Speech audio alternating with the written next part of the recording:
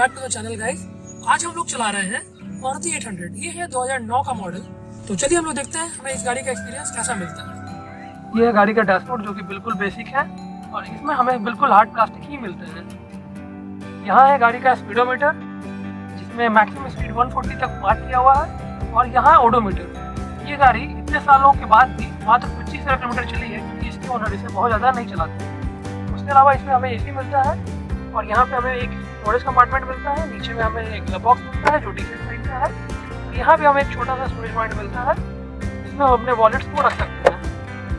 चलिए अब गाड़ी को स्टार्ट करते हैं।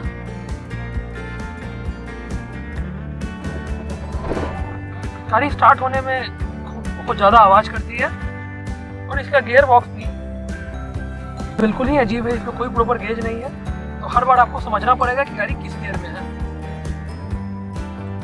अब मैं लगा चुका हूँ गाड़ी को फर्स्ट गियर में और इस गाड़ी में एक मेजर प्रॉब्लम है कि इसमें लेफ्ट साइड में ओवरवीएम नहीं है। वो मुझे थोड़ा सा दिक्कत देता है। चलिए अब गाड़ी को चलाना शुरू करते हैं।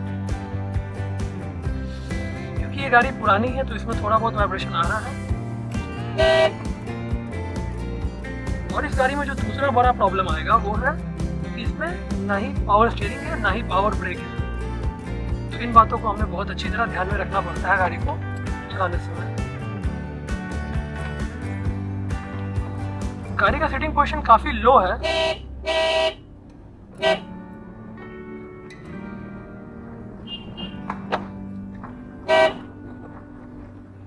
और खराब रास्तों पे गाड़ी बहुत ज्यादा हिलती है।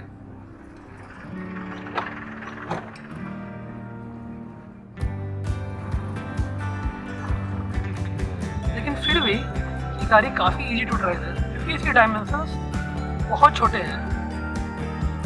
तो गाड़ी पे ग्रिप बनाना काफ़ी आसान है। गाड़ी पे हमारा कॉन्फिडेंस और मेजरमेंट बहुत अच्छी तरह बन जाता है।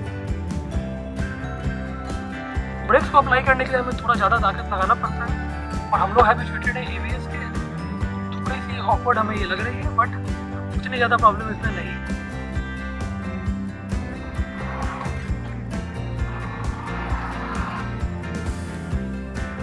गाड़ी पावर की जाती थी 800 सीसी मोटर से।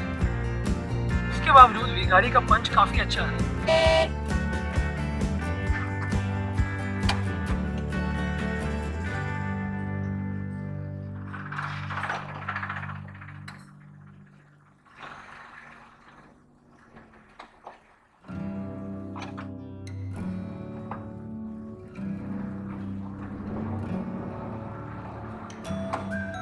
टॉप एंड में ये गाड़ी काफी ज्यादा आवाज करती है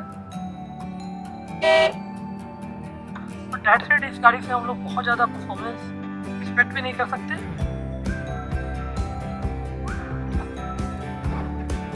इसका स्टीयरिंग भी पावर्ड नहीं है ना ही इलेक्ट्रिक है और still it's not very heavy while driving. But या आइडियली ये हेवी स्टीयरिंग थोड़ा सा हेवी फील होता है।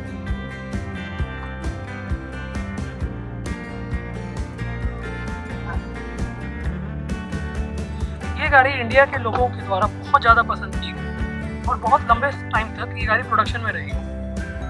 बहुत सारी फैमिली की ये पहली गाड़ी थी और बहुत सारे लोगों ने इस पे चलाना सीखा। तो ये गाड़ी लोगों के इमोशन से कनेक्ट होती है।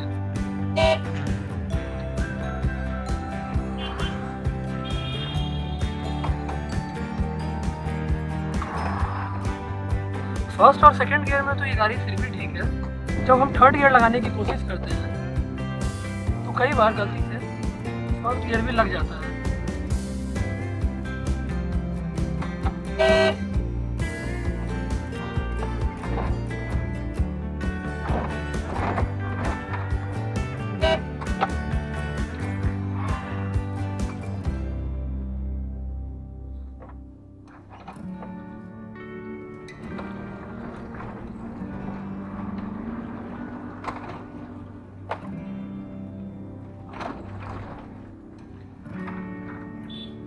गाड़ी में ज़्यादा बॉडी रोल नहीं है क्योंकि इसकी हाइट बहुत ही नॉर्मल है। ये बहुत ज़्यादा नहीं है और इवन इसमें बैठने के लिए हमें काफ़ी नीचे झुक के बैठना पड़ता है, अदरवाइज हमारे सिर में चोट लग सकती है।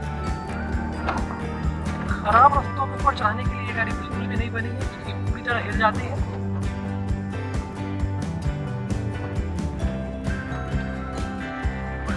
बात को हमें हमेशा ध्यान में रखना पड़ता है। तो हम आ चुके हैं हाईवे में।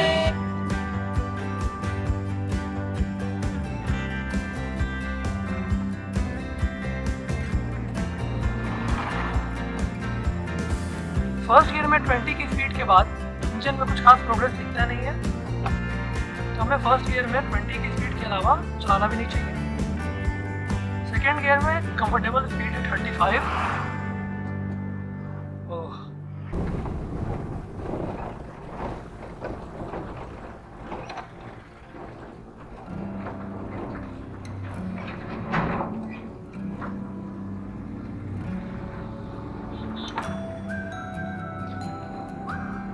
इस गाड़ी में जो मुझे सबसे बड़ा चैलेंज लगता है वो ये पता करना कि गाड़ी किस गियर में है।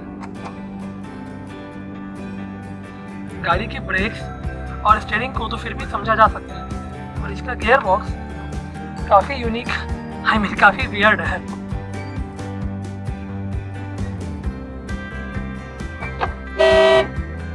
ऑब्वियसली हम लोग इसे मॉडर्न कार से कंपेयर नहीं कर सकते हैं, और अपने टाइम पे ये गाड़ी काफी इजी टू ड्राइव हुआ करती थी। गाड़ी में हमें अच्छा खासा पंच मिलता है, जिसके कारण ओवरटेक्स बहुत ज़्यादा डिफिकल्ट नहीं है। हाँ, गाड़ी की परफॉर्मेंस बहुत ज़्यादा स्प्राइटी तो नहीं है, पर अपने प्राइस रेंज और सेगमेंट के हिसाब से ये डिसेंट है।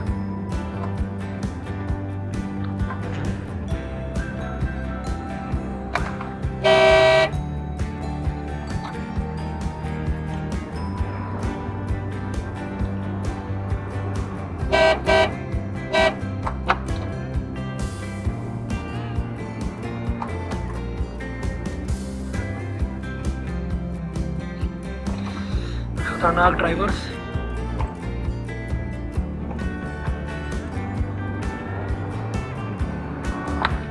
सेकेंड गियर में 35 के ऊपर गाड़ी सिर्फ आवाज करती है, परफॉर्मेंस कुछ खास हमें नहीं मिलता है। और थर्ड गियर में भी ऑलमोस्ट 55 के बाद हमें गियर चेंज कर देना ही बेटर है।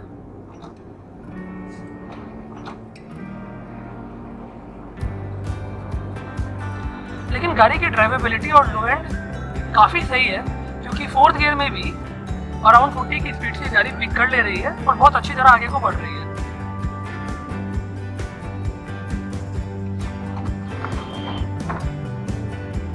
थर्ड गियर और 30 की स्पीड से नॉर्मली पिकअप कर लिए, और 50 की स्पीड तक ज़्यादा आवाज़ भी इसमें नहीं आया थर्ड गियर में भी। अब टैकोमीटर है नहीं तो मैं बता नहीं पा रहा हूँ कि गाड़ी कितने आरपीएम तक सही से चल रही है।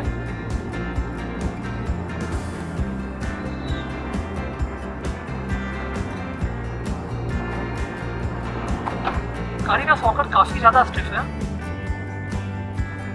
जिसके कारण गाड़ी में काफ़ी मूवमेंट आ रहा है। लेकिन फिर भी 80 की स्पीड तक ये गाड़ी नॉर्मली चली जाती है। इसमें ऐसा कोई लैग नहीं है और इंजन भी काफ़ी अच्छा है, तो नॉर्मल ड्राइविंग में तो कुछ खास प्रॉब्लम नहीं होगी। और लेकिन अगर हम इसे कंपेयर करना शुरू करेंगे नए राइवल्स, इसके नए कंपटीटर से, तब ये गाड़ी बहुत पीछे है, क्योंकि ये गाड़ी बहुत पुरानी है। और नई मारुति के कंपैरिजन में मुझे इस गाड़ी के बहुत सारे पार्ट्स काफ़ी सही लगे, क्योंकि नई मारुति की गाड़ियों में उनके गेट्स में कोई भी थर्ड का साउंड नहीं मिलता, और इस गाड़ी के गेट को बंद करने पर काफ़ी एक डिसेंट और सेटिस्फैक्ट्री आवाज़ आती है।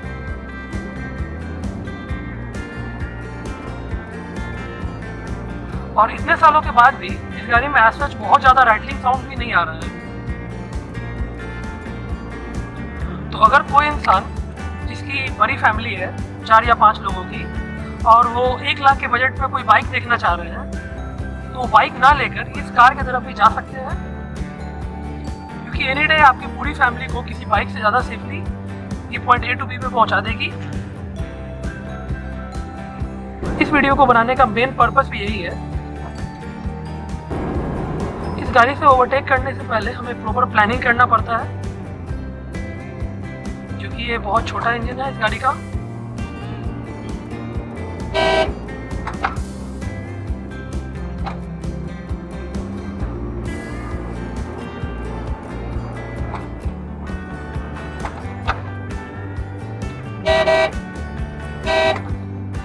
मैं गाड़ी को चलाने से पहले ये सोच रहा था कि मुझे इसमें काफ़ी दिक्कत आएगी, मुझे इसका स्टीयरिंग भी भारी लगेगा और इवन ब्रेक लगाने में भी काफ़ी दिक्कत आ सकती है। लेकिन जब मैंने इसको चलाना शुरू किया मुझे ऐसा इसमें कोई बड़ी दिक्कत नहीं आई। हाँ, ये नई गाड़ियों की तरह स्मूथ नहीं है, इसका क्लच भी थोड़ा सा हेवी हो चुका है टाइम के साथ, पर स्टिल इट्स लाइट। ब्रेक्स भी इसमें ड्रम्स है, और स्टिल इस गाड़ी को चलाने का फील ही कुछ अलग है।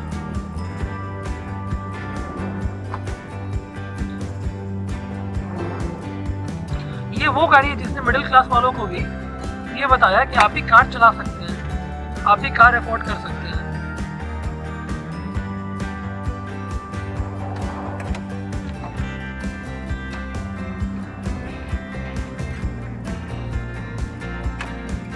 गाड़ी का टर्निंग रेडियस भी काफ़ी छोटा है, तो इसे सिटी में चलाने में हमें कोई दिक्कत नहीं होती है।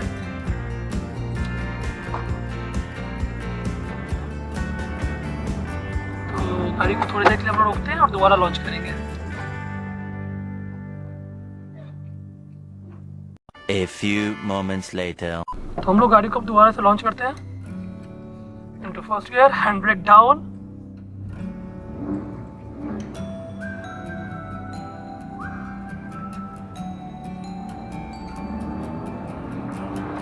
First gear 25 kilometre per hour, second gear around 40 kilometre per hour,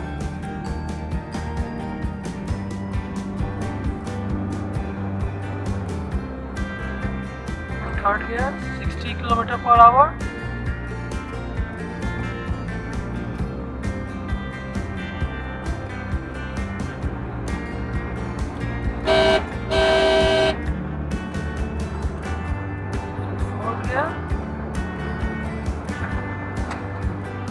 Oh my god, I touched 85 km per hour in this car.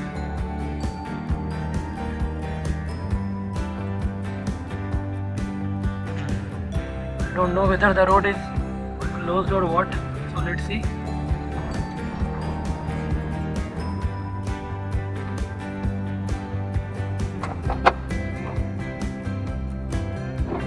Oh, the road is still open.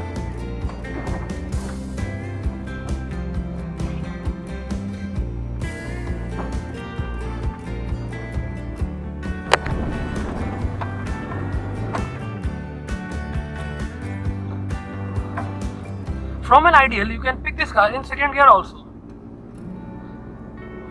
तो इसका मतलब इस गाड़ी में लो एंड बहुत ही बढ़िया है, जिसके कारण इसकी ड्राइवेबिलिटी बहुत अच्छी है और सिटी में ये गाड़ी बहुत अच्छा परफॉर्म करती है।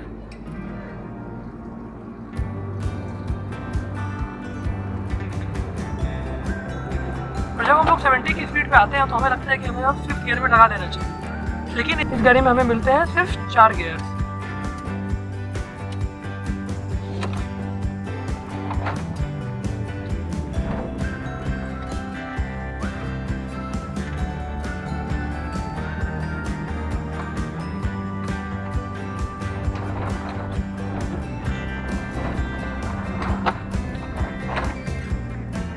और जब हम गाड़ी तो बिल्कुल हिल जाती है, पर ऐसा बहुत ज़्यादा अनकंफर्टेबल नहीं है।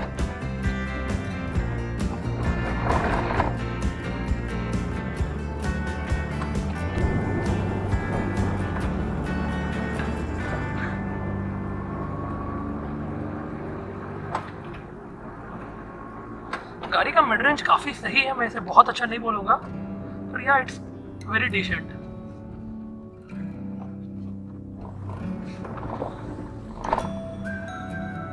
अगर आप इस गाड़ी को लेना चाहते हैं तो आपको सेकेंड हैंड मार्केट में ये गाड़ी बहुत ही आराम से मिल जाएगी और उसकी कॉस्ट अराउंड 1 लाख या 1 लाख से 50,000 के बीच में होगी। तो मैंने पहले भी बोला था कि अगर आपकी फैमिली 4 या 5 लोगों की है और आप एक या 1.25 लाख की बाइक लेना चाहते हैं तो उसके बदले में आप इस टाइप की किसी गाड़ी को प्रेफर कर सकते हैं। तो इससे एक सेगमेंट ऊपर में आती थी मारुति ऑल्टो, जो मेरी फैमिली में थी, और हमने उसे अराउंड 1 लाख किलोमीटर चला लिया था। तो ऑल्टो का परफॉर्मेंस इससे बेटर था क्योंकि उसमें पावर ब्रेक्स और पावर स्टीयरिंग मिलता था। तो अगर वो गाड़ी भी आपको मिल जाए 1-1.25 लाख की रेंज में, वो भी आपके लिए बहुत अच्छी होगी। और आपका बजट, लेकिन अगर आपका बजट कम है तो आप इस गाड़ी को भी ले सकते हैं। बस इस गाड़ी को चलाते समय ध्यान रखना होगा कि हमें आगे वाली गाड़ी से एक परफेक्ट स्टॉपिंग डिस्टेंस मेंटेन करके चलाना होगा, क्योंकि इसके ब्रेक्स बहुत ज़्यादा पावरफुल नहीं है और उन्हें रुकने में एक अपना टाइम लगता है, तो उस बात को हमें एक्सेप्ट करना होगा। जहाँ तक बात है हार्ड एंड फास्ट चलाने की, तो मैं बिल्कुल भी रिकमेंड नहीं करूँगा कि इस गाड़ी को कोई हार्ड एंड फास्ट चलाए, क्योंकि इसमें बहुत ज़्यादा सेफ्टी फीचर्स भी नहीं आते थे, बहुत ज़्यादा के इसमें बिल्कुल सेफ्टी फीचर्स नहीं मिलते थे और ना ही ये उस हिसाब से बनी है। तो इसे आप पूरे फैमिली के साथ बैठ के नॉर्मल स्पीड्स में चलाएंगे तो ये गाड़ी आपको काफ़ी अच्छी लगेगी।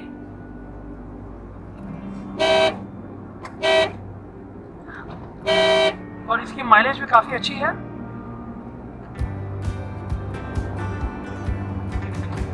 और नॉर्मल स्पीड से आप बहुत दूर तक भी इसमें क्रूज कर सकते हैं कंफर्टेबली।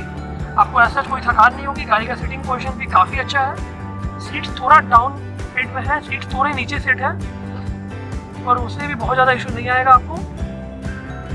गियर्स और बाकी पेडल्स का पोजीशन भी बिल्कुल परफेक्ट है। इस गाड़ी में हमें ऐसा फील नहीं होता हमें कि हमें सीट्स को ऊपर या नीचे करना पड़ेगा। बस आगे पीछे के हिसाब से हम एडजस्टेड है and we are comfortable on this car. और जो दूसरा सबसे बड़ा पॉइंट है, प्लस पॉइंट है इस गाड़ी का, इस गाड़ी का विजुअल एंगल बहुत अच्छा है। तो स्टीयरिंग पे बैठने के बाद हमें अप्रॉक्स दोनों एंड क्लियर दिख जाते हैं। हमें बोनेट तो नहीं दिखता, पर हमें गाड़ी के एंड का अंदाजा मिल जाता है, क्योंकि इसका सेटिंग पोजीशन बहुत अच्छा है। बहुत सारी गाड़ियों में बैठने के बाद लेफ्ट साइड देखने के लिए हमें टर्न करना पड़ता है, पर इस गाड़ी में ऐसा कोई ऐसा केस है नहीं।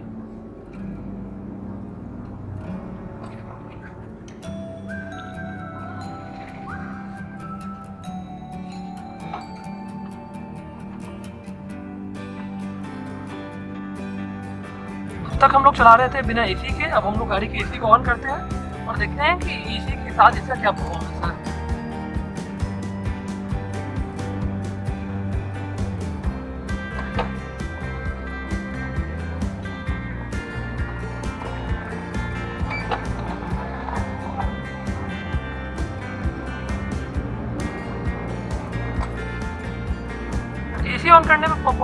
एसी ऑन करने पे परफॉर्मेंस थोड़ा तो डल हो गया है, पर ये भी बहुत ज़्यादा डल नहीं हुआ, क्योंकि ये बहुत ज़्यादा हाई भी नहीं था, तो ऐसा बहुत ज़्यादा फर्क नहीं पड़ेगा।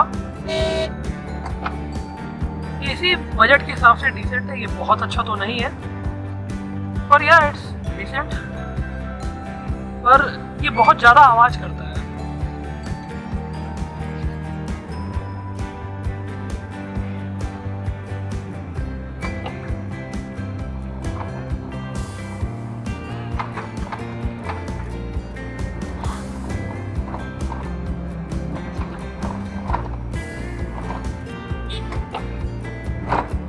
गाड़ी का गियर बॉक्स बिल्कुल भी प्रिसाइज नहीं है और थ्रोज भी काफ़ी लंबे हैं।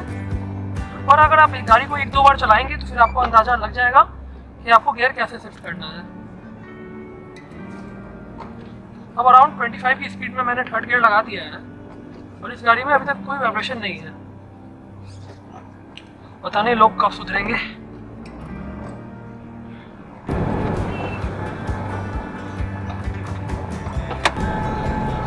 Right now we have to take right turn. आप लोग देख सकते हैं मैं टर्न से थोड़ा आगे आ गया, पर क्योंकि 800 है इसमें मुझे कोई दिक्कत नहीं होगी, क्योंकि इसका टर्निंग रेडियस काफ़ी छोटा है। हट जाइए भैया। हम बिहार में चला रहे हैं तो मैं तो इतना समझ के ही चलाना होगा।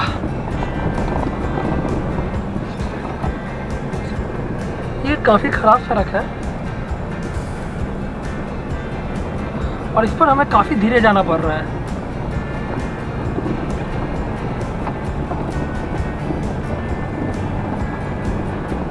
और एक जो बात मैं बताना भूल गया, वो ये कि इस गाड़ी का जो स्टीयरिंग है वो काफ़ी बड़ा है और नई मारुति की सारी गाड़ियों से ऑलमोस्ट ये स्टीयरिंग व्हील बड़ा होगा। उतनी देर से मैं इस गाड़ी को 3 लोगों के साथ चला रहा था, इंक्लूडिंग मी, और मैंने एक बार इस गाड़ी में 5-6 लोग को बैठा के भी चलाया है। गाड़ी सही परफॉर्म करती है। और जो सबसे अच्छी बात मुझे लगती है वो इस गाड़ी का फील। ऑल्दो इस गाड़ी में बहुत सारे प्रॉब्लम्स हैं, पर इसको चलाकर मुझे मज़ा आता है क्योंकि इसमें वो रेट्रो चार्म और वो आइकॉनिक वाली फील है। इंडिया की टॉप 10 आइकॉनिक कार की लिस्ट में ये गाड़ी हमेशा रहेगी क्योंकि इस गाड़ी ने मिडिल क्लास वालों को ये सपना दिखाया और उन्हें बताया कि आप भी कार अफोर्ड कर सकते हैं और कार को मेंटेन भी कर सकते हैं, क्योंकि इस गाड़ी की मेंटेनेंस कॉस्ट काफ़ी कम रही। इस गाड़ी के मैक्सिमम कंपोनेंट मैकेनिकल है, इसमें बहुत ही कम इलेक्ट्रॉनिक कंपोनेंट का इस्तेमाल किया गया है, जिसके कारण ये गाड़ी बहुत ज़्यादा ख़राब नहीं होती है और बहुत पुरानी होने के बावजूद भी ये बिल्कुल नई की तरह चलती है।